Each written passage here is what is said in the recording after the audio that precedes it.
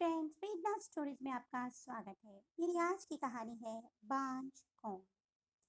दीदी, बाहर कोई महिला बेहोश पड़ी है, उनका क्या करें? विद्या नाम की सेविका ने सुनिधि से कहा, जो अपनी कुर्सी पर बैठी मेज पर पड़ी फाइलों को एक एक करके ध्यान से देख रही थी। करीब 8 साल सुनिधि ने आनंद आश्रय का कार्यभार संभाला था। दरअसल आनंद आश्रय एक वृद्धाश्रम था, जहाँ वृद्धा रोते रोते आते थे, फिर कुछ ही दिनों अपना रोना भूलकर हंसने लगते थे। सुनिधि यहाँ पर आने वाले सभी महिला पुरुष से इतनी हिल मिल गई थी कि किसी को उसमें अपनी बेटी नजर आती तो किसी को अपनी माँ। इस समय वह फाइलों में सप्ताह भर के मील प्लान और अन्य कार्यक्रमों को पढ़ रही थी कि तभी विद्या ने आकर आश्रय के मुख्य द्वार पर एक वृद्धा के बेहोश होने की सूचना दी। सुनिधि विद्या को साथ लेकर गई तो देखा कि वृद्धा का चेहरा उसकी आंचल से ढका हुआ था। विद्या ने चेहरे पर से आंचल हटाया तो सुनिधि चौंक पड़ी। विद्या ने मुंह पर पानी के छींटे दिए तो वह होश में आई और सुनिधि को देखकर वह भी चौंक पड़ी। फिर उसने अपनी नजरें झुका ली। शायद सुनिधि से आंखें मिलाने की हिम्मत उसमें ना थी। सुनिधि ने विद्या को कहा कि रूम नंबर 12 का एक बेड खाली है, इन्हें वहीं ले जाओ, पानी पिला देना, मैं अभी आती हूँ। कहकर वह ऑफिस में चली गई। अचानक उस वृद्धा को देखकर न जाने क्यों उसका मन बेचैन हो उठा था। कुर्सी के सिरहाने पर उसने अपना सिर टिकाया और आंखें मूंदी तो अतीत के पन्ने परत दर परत खुलते चले गए। सुनिधि के पिता एक स्कूल में हेडमास्टर थे। बच्चों को शिक्षा के साथ साथ संस्कार भी पढ़ाते थे। तो भला अपनी मातृहीन बेटी को संस्कार कैसे न देती?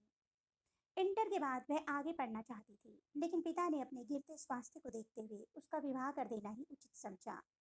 बेटी को भी कहा कि किस्मत के खेल को कौन जान पाया है, क्या पता आगे की पढ़ाई तू अपने ससुराल में रहकर पूरी कर ले। उसने अपने मन को समझा लिया और भगवती बुआ के बताए रिश्ते को उसने खुशी खुशी स्वीकार कर लिया। ससुराल के पुश्तैनी हवेली के 3 प्राणी ही थे, उसके अलावा पति और सास। सास को अपनी बहू से कम 3 बच्चे की उम्मीद तो थी, जो खेती बाड़ी देखता और वंश को भी बढ़ाता। पति और सास का पूरा प्यार उसे मिल रहा था। साल भर बाद सास ने उसे कहा, तुमसे 3 महीने बाद रंजितवा के ब्याह हुआ था, अभी ही पेट इतना निकल आया है जैसे जुड़वा हो, और एक तुम हो। वह चुपचाप सुनती रही। 6 महीने बाद तो उसकी सास हर आने जाने से कहने लगी, इसके बाप ने मुझे खोटा सिक्का देकर ठग लिया है। अपने पिता के लिए ऐसे अपशब्द उसके कानों में पिघले शीशे के समान लगते। उसने पति से कहा, क्यों ना हम चलकर एक बार डॉक्टर से चेकअप करा लें। मेरे में कोई कमी होगी तो मैं इलाज करवा लूंगी, और आप में हुई तो कोई कमी वमी नहीं है हम में। और ये डॉक्टर वॉक्टर का भूत अपने सिर से उतार लो। तुम्हारी किस्मत में बच्चा लिखा होगा तो हो जाएगा। सुनिधि का पति भड़क उठा था। 2 साल बीतने के बाद भी उसकी गोद सूनी रही तो सास ने उसे बांझ कहना शुरू कर दिया। उसे दुख होता, पति से कहती तो वह उसी पर झल्लाने लगता। एक दिन सुनिधि की फुफेरी सास आई हुई थी। उसकी सास के सामने फला के पोता हुआ तो फलाने की नाती हुआ, जैसे 10 उदाहरण पेश करती हुई बोली कि भौजी, आप इसकी छुट्टी करके दूसरी काहे नहीं ले आती? मेरी ननद की बेटी है, मेरी छोट गौतनी। देवरानी की भतीजी भी बहुत सुंदर है, और बस बस समझ गई, इसे बाप के घर भेजकर फिर बुलाएंगे ही नहीं। सास की बात सुनकर सुनीति डर गई। अपनी सास के बारे में वह अच्छी तरह से जानती थी कि वो जो सोच लेती है पूरा करके ही दम लेती है। यही हुआ भी। उसे जबरन मायके भेजा जाने लगा। उसने जाने से इनकार किया तो उसे बांझ बंजर जमीन कहकर अपने ही घर से बेघर कर दिया गया। सुनिधि के पिता अस्वस्थ थे ही। बेटी की स्थिति देखकर उन्हें गहरा सदमा लगा, और एक दिन ऐसे सोए कि फिर कभी नहीं उठे। पिता की छाती पर सिर रखकर मैं बहुत रोई थी। फिर हिम्मत जुटाकर ससुराल गई, लेकिन अब वहां उसके लिए कोई नहीं थी, कोई जगह नहीं थी। उसकी सास अपने बेटे के लिए दूसरी पत्नी ले आई थी। किस्मत का खेल उसे समझ नहीं आ रहा था। सास के पैर पकड़ के वह रोई, गिड़गिड़ाई, लेकिन उसकी सास ने एक न सुनी थी। और आज वही सास आनंद आश्रय के द्वार पर ऐसी हालत में। दीदी, वह वृद्ध औरत आपसे मिलने की जिद कर रही है। विद्या की बात सुनकर वह वर्तमान में लौटी। बोली, अच्छा भेज दो यहाँ। वृद्धा ने सुनिधि के कमरे की सास सज्जा पर एक नजर दौड़ाई और उसे देखते ही रोना शुरू कर दिया। हाय राम, मेरी तो मति ही मरा गई, जो हीरे को पत्थर समझकर बाहर फेंक दिया। और माँ जी, चुप हो जाइए, और पूरी बात बताइए कि आप इस हाल में कैसे। वृद्धा के कंधे पर अपने दोनों हाथ रखकर उन्हें शांत कराते हुए सुनिधि ने पूछा, क्या बताऊं, तेरी उस फूफा सास ने मुझे झांसा देकर अपने एक रिश्तेदार की सन की बेटी को मेरे बेटे के गले बांध दी। कुछ दिनों तक मीठा मीठा बोलकर उसने मेरे बेटे से साइन करवाकर सब कुछ अपने नाम लिखवा लिया। फिर बेटे पर नामर्दी का इल्जाम लगाकर उसे बहुत प्रताड़ित किया। उस कलमुही ने, बेटे ने आत्महत्या कर ली तो उसने मुझे घर से निकाल दिया। कहते हुए वह रोने लगी।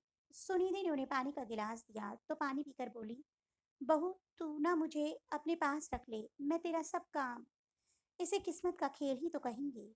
सास ने कल जिस बहू को अपमानित करके घर से निकाल दिया था, आज उसी से अपने रहने के लिए मिन्नतें कर रही थी। जी। सुनिधि कुछ कहती उससे पहले ही वृद्धा पूछ बैठी, अच्छा ये बता कि तुम यहाँ कैसे। वो अपने घर से निकाली हुई औरत का कोई ठोर तो होता नहीं। एक लंबी सांस लेकर वह फिर बोली, 2 दिनों तक भूखी प्यासी दर बदर भटकने के बाद मैं गाड़ी से टकराकर बेहोश हो गई। गाड़ी में इस आनंद आश्रय के संस्थापक बैठे हुए थे। वो मुझे यहाँ लेकर आ गए और तभी डॉक्टर संदीप आ गए और सुनिधि से बोले, मैंने बेड नंबर 3 और 5 को देख लिया है।